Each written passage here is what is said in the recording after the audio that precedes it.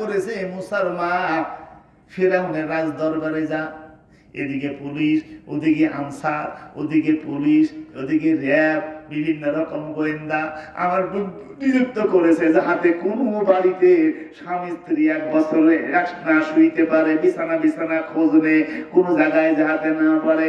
সব জায়গায় হালকপ দেওয়া হয়েছে গোয়েন্দা, সব জায়গায় দেওয়া হয়েছে পাহারা, কিন্তু রাজ দরবার আজকে শূন্য। আল্লাহ তাআলা মুসার মাকে ডেকে বলল, রে মুসার মা, তুই তাড়াতাড়ি মুসাকে জন্ম দিতে চাইলে তুই রাজ দরবারে চলে যা। গভীর রাত্রে হান্না বিবি ধরলো ফেরাউনের বাড়ির রাস্তা। গভীর রাত্রে হান্না বিবি ধরছে ফেরাউনের বাড়ির রাস্তা। আগে চলে জিবরাইল ও পিছে মিকাইল ফেরেশতা। গভীর রাত্রে হান্না বিবি ধরল ফেরাউনের বাড়ির রাস্তা। আগে চলে জিবরাইল ও পিছে মিকাইল ফেরেশতা। পরহিদারণ হলো মুসা আলাইহিস সালামের আব্বা, সামনে স্ত্রী হাজির। তুমি যাও না, আমি আগে এগিয়ে আসলাম তোমার কাছে। সুবহানাল্লাহ বলেন। স্বামী স্ত্রী মিলন হয়ে গেল, মুসা আলাইহিস সালামকে আল্লাহ দুনিয়ায় পাঠিয়ে দিল। জোরে বলেন তো, ওই আল্লাহ এখনো আছে না? না, কত জালেম, কত স্বৈরাচারীকে বিদায় দিয়ে মুসা আলাইহিস সালামকে পৃথিবীতে আসার সুযোগ করেছি। এভাবে হাজার হাজার জালেমকে বিদায় করে দিয়া এই পৃথিবী থেকে বাংলাদেশে আবার আজহারি আসাকে আমি আল্লাহ সুযোগ করে দিয়েছি।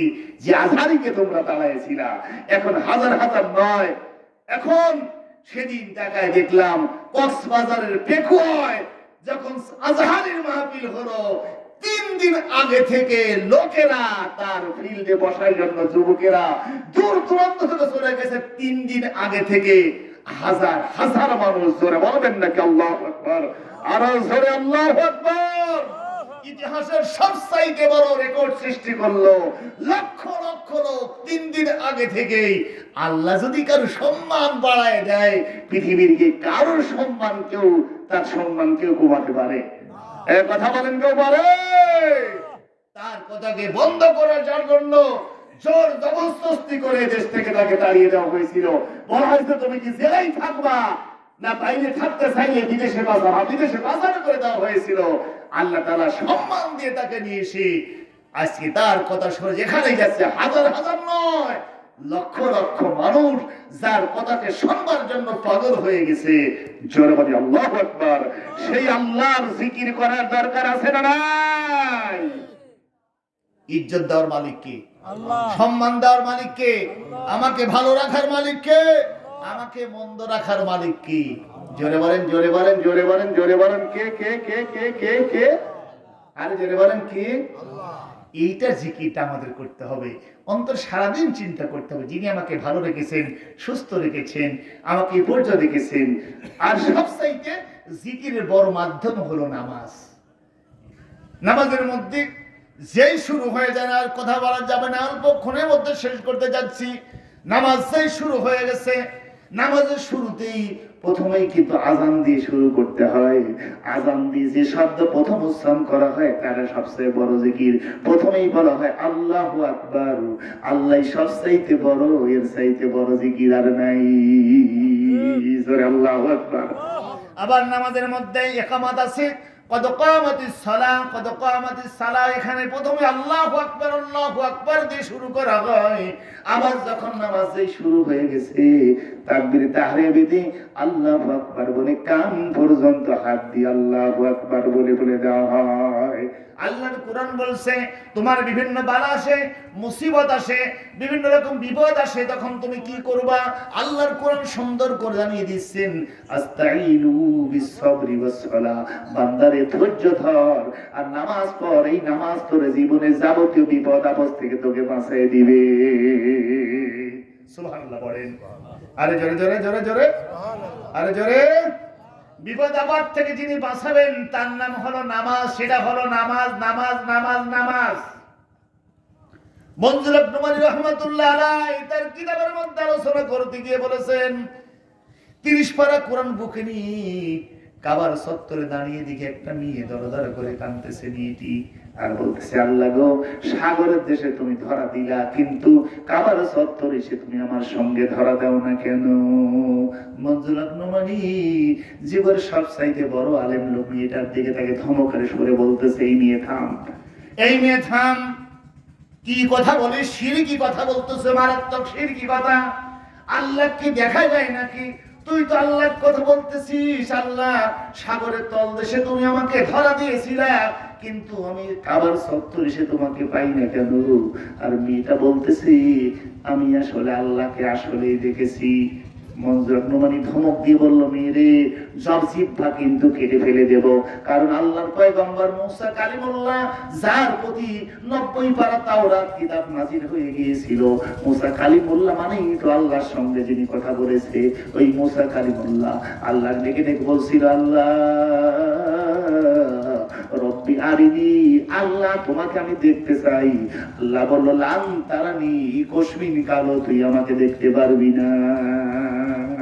মুসা কালিমুল্লাহ তার বড় বড়, আল্লাহ আমার মন চায় আমি তোমারে ভালো করে দেখি, হৃদয় চায়, অন্তরে তৃপ্তি পাচ্ছি না, তোমাকে দেখতে চাই।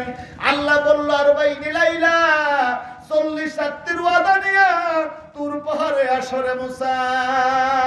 মুসা কালিমুল্লাহ যখন তুর পাহাড়ে গিয়েছিল, ওই বলছে গুপ্তে মুসা বা খুদা দা কুহে তুর, গুপ্তে মুহাম্মদ বা খুদা দা আরশে নূর। আমার নবী মুহাম্মদ রাসূলুল্লাহ সাল্লাল্লাহু আলাইহি সাল্লাম জুতা পায়ে দিয়া আরশে আজিম ভ্রমণ করেছে।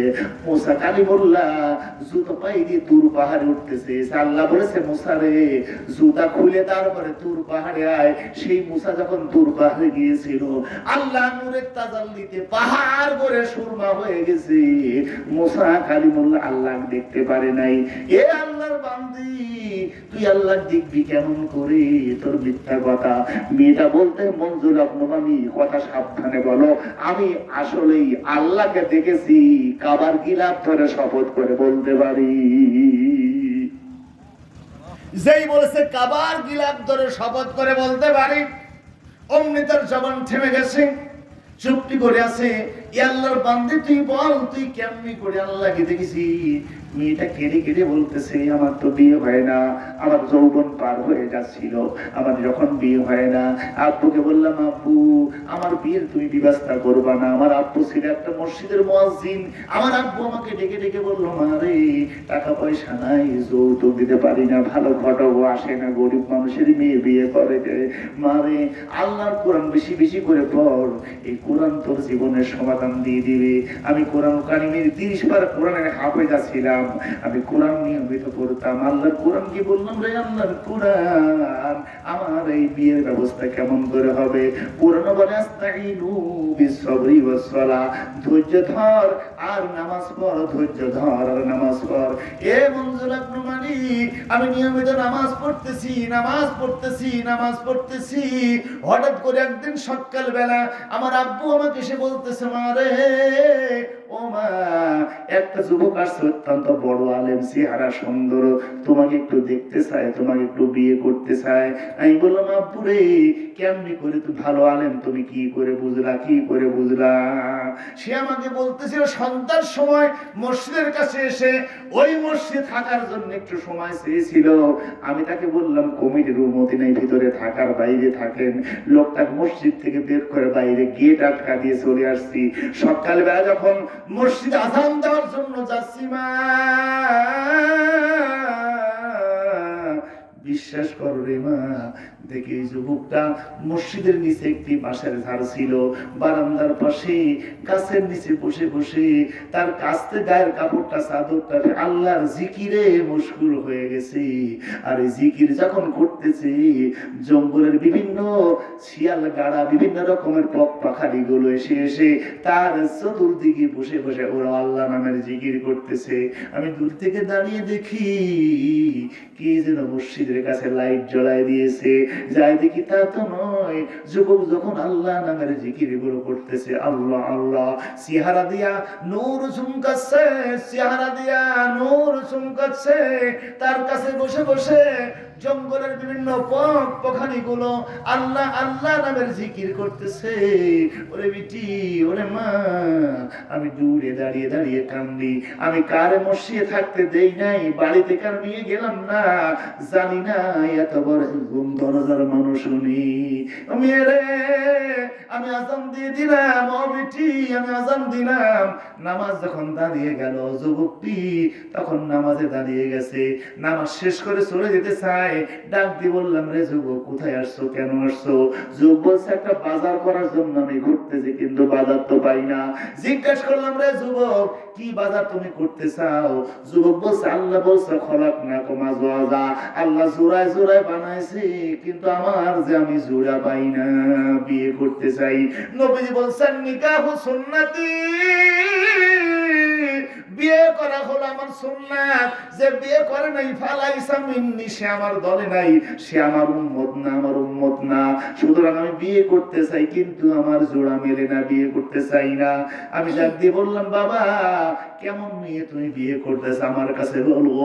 সে আমাকে বললো, এমন একজন মেয়েকে বিয়ে করতে চাই, সাবালিকা হওয়ার পর থেকে যার তাহাজ্জুদ কাজা নাই। যাবে বাজান, আস্তে করে বললাম, যদি কালো হয় চলবে, বাবার যদি কোনো অর্থ সম্পদ না থাকে চলবে।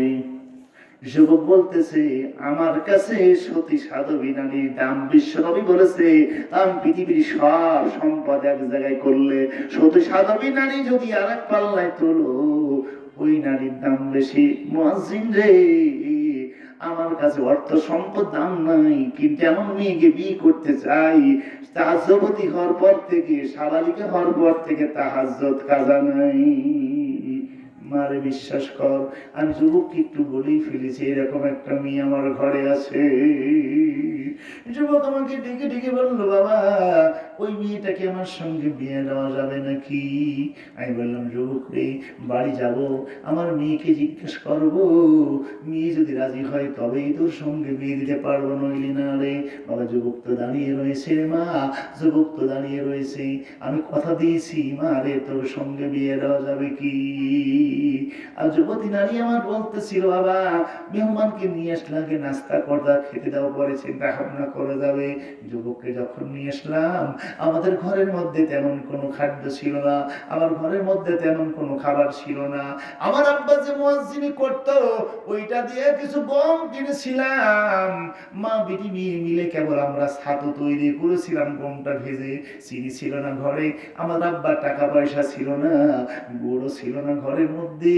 প্রতিদিন সকালবেলা লবণ দিয়ে পানি দিয়ে গোলায় গোলায় খেতাম রে, আবার সন্ধ্যার সময় শোয়ার সময় আমরা লবণ দিয়ে কেবল ছাতু খেয়ে খেয়ে ঘুমিয়ে পড়তাম। এ যুবক, নাস্তা তোরে দেবো কেমনি করে বাবা? চিনিও নাই, গুড় নাই, যদি কিছু মনে না করি। গরিবের ঘরে তো হয়তো এক মুষ্টি ছাতু আছে আর লবণ আছে, বাংলার নেওয়া যাবে কি? যুবকটা সায় দিল, কারণ মনে হচ্ছে কয়দিন হলো কিছুই খায় না, চোখ তার গর্ত হয়ে গিয়েছে, জিহ্বা তার যেন কথা বের হচ্ছে না, মুখের কথাগুলো আটাযুক্ত হয়ে গেছে, আর তার পেটের চামড়া পিঠের সঙ্গে লেগে গেছে। যুবক আমার কথা যখন সাই দিল, ঘরে থেকে যখন নিয়ে পানি নিয়ে গেলাম, আর যখন ছাতু নিয়ে গেল, লবণ নিয়ে সামনে রাখলাম, একটু লবণ ঢেলে দিলাম, লবণ দিয়ে আঙ্গুল দিয়ে পানি এগুলো ছাতুগুলি যখন গোলাচ্ছিল, আমি তাকে দেখি রে, যুবক দর দর করে কাঁদতেছে, যুবকের চোখ দিয়ে পানিগুলো বড় হয়ে চলে যাচ্ছে। ডাক দিয়ে বললাম, বাবা রে, কোনবা রাজা গোজার ছেলে হবি, কোনবা সম্ভ্রান্ত ঘরের ছেলে হবি রে বাবা, এমনি করে কেন কান্দিস রে বাবা? জীবনও মনে হয় খাও নাই যার কান্দ। আমার যুবক আমাকে ডাক দিয়ে বললো, বাবা আমি এই জন্য কান্দি না, তোমার এই ঘুমের ছাতু দিয়া আল্লাহর জান্নাতের গন্ধ পাওয়া যায়, জোরে বলা যাবে কি আল্লাহু আকবার? আমি যুবককে বলে আসছি, বাবা এই ছাতু যারা তৈরি করেছে, মারও তাহাজ্জুদ কাজা নাই, মেয়েরও তাহাজ্জুদ কাজা নাই, এই জামা আমি দুজন মিলে তৈরি করেছি। সকালবেলা কোন কালিম তেলাওয়াত করতেছিল মিয়া, আমার মনে হয় কোন কালিম পড়তে পড়তে কোরআনটা বন্ধ করে ওই হাত দিয়ে খাবার বেড়ে দিয়েছে। আমার মনে হয় এটা আল্লাহর কোরআনের মুজিজা। মা তুমি বিশ্বাস করো, মেয়েটা বলতেছে আব্বু কিন্তু যুবককে যে আমি সহজে বিয়ে করতে পারতেছি না, আমি যুবককে সহজে বিয়ে করতে পারতেছি না। কারণ হলো যুবকের মধ্যে যদি এমন গুণ থাকা লাগবে। কেমন গুণ? আস্তে করে বলছে আব্বু রে কিছু মনে করবেন না, যুবককে বিশ্ব নবীকে কোনোদিন দেখেছে নাকি? নবীজি বলছে যে ব্যক্তি আমাকে দেখলো সেজন্য আমাকে দেখলো, যে আমাকে দেখলো সেজন্য আমাকে দেখলো, যে আমাকে দেখলো সেজন্য আমাকেই দেখলো। আমাকে কোনো শয়তান দেখতে পারবে না। আমাকে যে একবার দেখলো তার জন্য আল্লাহর জাহান্নামের উপর হারাম হয়ে গেল। বাবা রে ওই যুবককে বিশ্ব নবীকে কোনোদিন দেখেছে কিনা? ও বাবা, যুবক যদি বিশ্ব নবীকে দেখে থাকে আমি তাকে স্বামী মানতে কোনো অসুবিধা নাই, কিন্তু যুবক যদি বিশ্ব নবীকে না দেখে আমিও তো তার স্বামী মানবো না। আস্তে করে গিয়ে বলছে বাবা রে কোন দেশে বাড়ি কোন দেশে ঘর, আল্লাহর রাস্তায় গোস্তাই মাফ করবি রে বাবা, সত্য করে বলতো তুই বিশ্ব নবীকে কোনদিন দেখছিস কিনা? যুবক দর দরে করে কাঁদতেছে, চোখের পানি তার গড়ে গড়ে পড়তেছে, টস টস করে ব্যাগটা নিয়ে চলে যায় আর বলছে বাবা বলা সম্ভব নয়, বিয়ে করাও হলো না। চেহারা দেখে অনুমান করে নিতে হয়। এই কথা বললো, আমার মনে হচ্ছে যুবকটা বিশ্ব নবীকে দেখেছে মনে হয়। তুই কেন বিদায় করে দিলি? যাও যাও যাও বাবা, এক দূর দিয়েছে ডাক দিব যুবক রে।